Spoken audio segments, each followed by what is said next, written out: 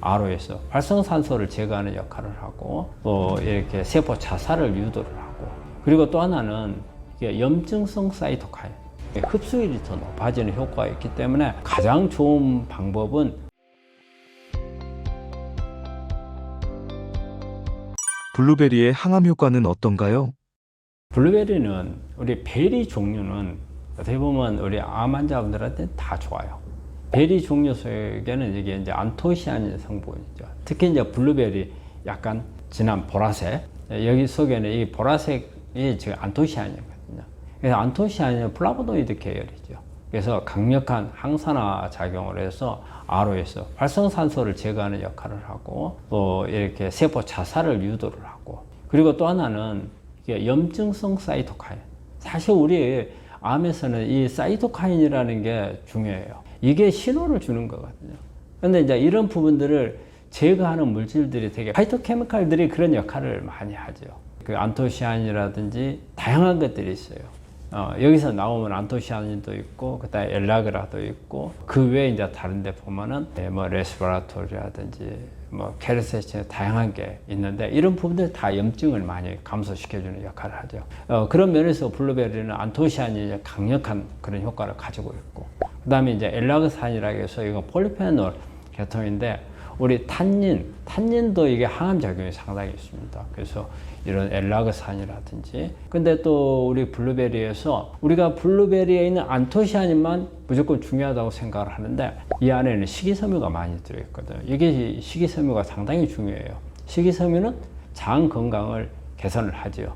장 안에 있는 균들을 유익균으로 바꿔줘요. 그래서 면역력을 높여주기도 하고, 그 다음에 또 배설을 촉진해서 장내 독소를 제거를 해주고, 그래서 특히 암 예방하는 데도 쓰죠. 대개 이제 대장암에 가장 영향을 많이 주고, 그래서 이런 안토시아닌이나 엘라그산, 그 다음에 식이섬유, 이런 부분들이 블루베리 속에 많이 있기 때문에 상당히 강력한 항암 작용을 블루베리는 가지고 있다고 볼 수가 있고요. 보통 하루에 한 20g에서 50g, 어떤 데는 20g에서 한 30g 정도 먹는 것을 권장하는 걸로 나와 있습니다. 블루베리가 독소 배출에는 어떤 영향을 미칠까요? 이제 블루베리가 독소 배출이라 하면은 뭐 배출 개념도 있겠지만 항산화 작용이 제일 1번이겠죠. 그래서 항산화 작용이 안토시아닌 안에 들어있는 대표적인 거죠. 블루베리에. 비타민 C라든지, 그 다음에 비타민 E, 토코페롤 같은 이런 강력한 항산화제가 블루베리 안에 들어있어서 특히 ROS를 많이 제거를 하죠. ROS. 간 기능을 좋게 해주는 기능도 이런 가지고 있어요. 그래서 블루베리는 우리가 간이 안 좋은 사람들, 환자들한테도 도움이 되리라고 봐요. 그래서 간 세포를 보호해주고 해독 효과를 높여주는 영향을 주고, 그리고 또 블루베리는 식이섬유가 많기 때문에 우리 장 안에 있는 장 해독 도와주는 역할을 하죠. 그래서 장내 미생물들을 유익균으로 바꿔주기도 하고, 여러 가지 장 안에 있는 나쁜 독소 물질들을 배출시켜주는 그런 역할도 하고요. 그리고 이제 우리가 이런 부분들을 통해서 이제 면역을 강화하는 기능을 가지고 있는 게 블루베리라고 생각합니다.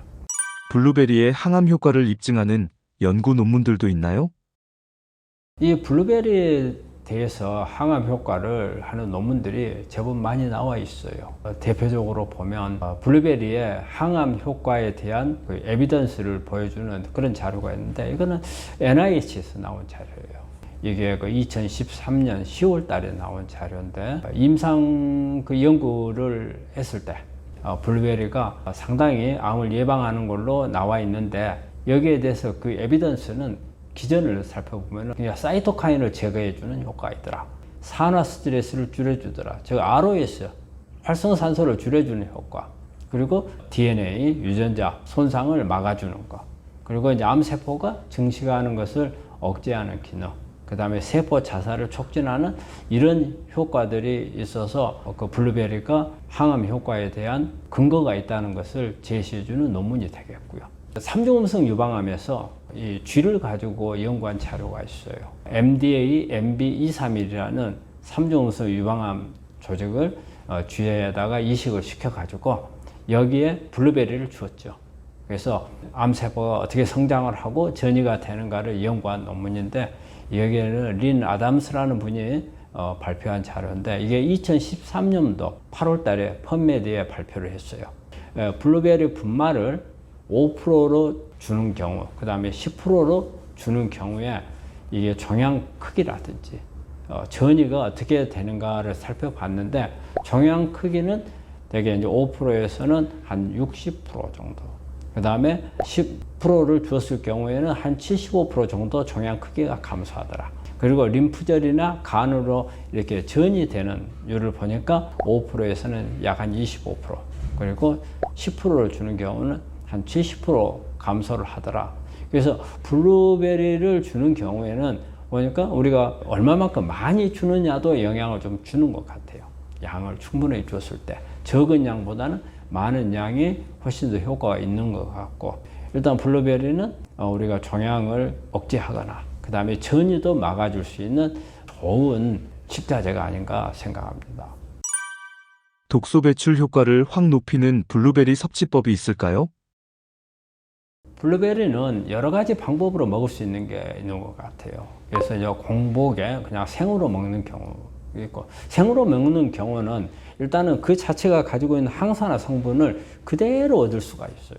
그 다음에 흡수를 빨리 할 수 있죠. 우리가 가공하지 않는 상태로 바로 흡수할 수 있기 때문에 흡수라든지, 그 다음에 이게 먹게 되면 우리 장이라든지 간 해독에 도움을 줄 수 있기 때문에 그런 성분들이 많은 게 공복으로 먹었을 때 효과가 있고요.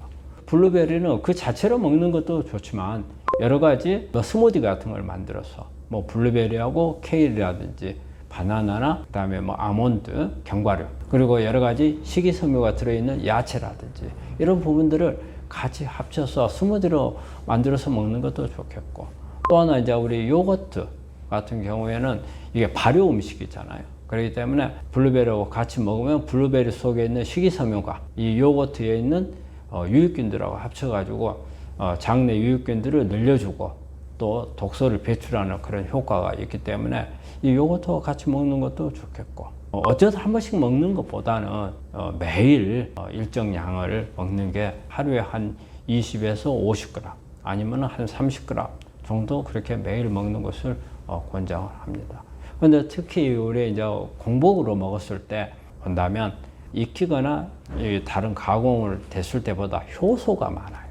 효소가 그냥 그래서 효소라든지 그리고 공복일 경우에 흡수율이 더 높아지는 효과가 있기 때문에 가장 좋은 방법은 공복에 생으로 먹는 게 어떻게 보면 효과가 가장 더 높일 수 있는 방법이 아닌가 생각합니다. 냉동 블루베리로 섭취해도 괜찮을까요? 냉동이나 블루베리나 그냥 자연상 제철에 먹는 거 섭취하는 것은 크게 관계가 없는 걸로 되어 있어요. 그런데 이제 우리가 바로 산지에서 이렇게 바로 구입을 해갖고 먹는 경우, 그냥 생으로 먹는 경우는 어쨌든 항산화 성분이 훨씬 더 오래된 것보다는 더 많을 거고, 그 다음에 효소하고 특히 비타민C 같은 게 아주 파괴가 잘 되는 그런 영양소들이 그대로 남아 있어서 면역이라든지 해독을 도와줄 수 있는 이런 부분들이 있고. 근데 이제 요즘에 이제 냉동 블루베리가 많이 나오죠. 블루베리도 한 철에만 나오는 거기 때문에 나머지 철에는 싱싱하게 먹을 수가 없잖아요. 그래서 냉동을 하는데 요즘에는 냉동하는 방법이 좋아가지고 급속 냉동을 하죠. 그래서 영양소 파괴가 그렇게 많지는 않다고 그래요. 그리고 또 어때요? 제철이 아니더라도 먹을 수가 있고, 그 다음에 보관을 해놨다가 나오기 때문에 가격이 좀 저렴해요. 여러 가지 가성비로 따지면은 냉동한 것도 나쁘지는 않다고 보고, 또 냉동한 거는 그냥 먹는 것보다는 여러 가지 스무디라든지 샐러드라든지 이런데 같이 섞어서 하면은 냉동으로 해서 우리가 너무 찬 거 좀 먹기가 좀 겁한 게 있거든요. 그런 부분들도 줄여줄 수 있기 때문에, 그래서 일단은 생으로 먹거나 냉동으로 먹거나 다 괜찮다고 생각합니다.